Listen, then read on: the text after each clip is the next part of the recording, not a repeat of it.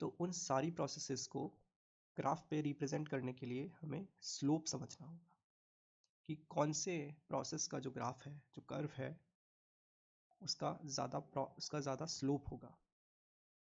तो जैसा कि हम लोग जानते हैं कि स्लोप ऑब्टेन करने के लिए हमें इक्वेशन को डिफरेंशिएट करना होगा।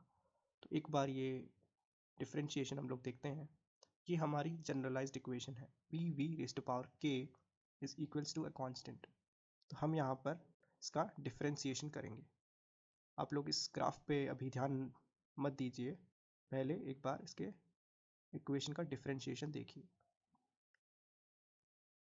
तो यहाँ पर सिंपल सा डिफरेंशिएशन का रूल है। फर्स्ट टर्म का डिफरेंशिएशन जो कि dp है, multiplied by second term as it is, plus first term as it is, that is p, multiplied by second term का डिफरेंशिएशन जो कि v raise to power k का differentiation है, that is k multiplied by v raise to power k minus 1 multiplied by dv equals to 0। अब ये जो second term है इसे हम लोग RHS में लेकर गए और उसके बाद dv को हम लोग डिनोमिनेटर में लेकर आए। dp बाय dv जो कि एक pv कर्व का स्लोप रिप्रेजेंट करेगा। उसके बाद हमने इस इक्वेशन को सिंप्लीफाई किया, minus k multiplied by p we raise to power minus 1 यहाँ पर निकल कर आता है। तो इसका जो स्लोप है उसका इक्वेशन निकल कर आता है k times bracket of minus p by v. तो हम लोग यहाँ देख सकते हैं ये जो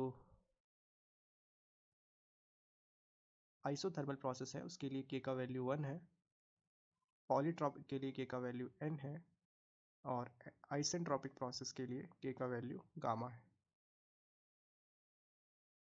तो हम यहाँ देख सकते हैं कि सारे ही स्लोप नेगेटिव है, बट हमें मैग्नीट्यूड को ही सिर्फ देखना है।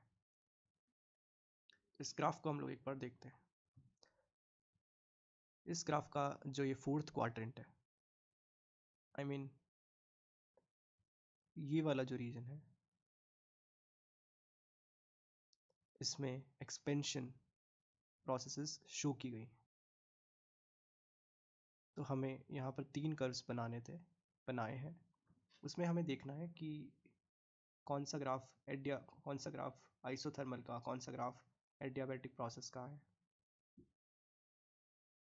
तो इस केस में हमने देखा यहाँ पर कि गामा का वैल्यू 1 से ज़्यादा होता है। तो इस रीजन की वजह से ये जो स्लोप है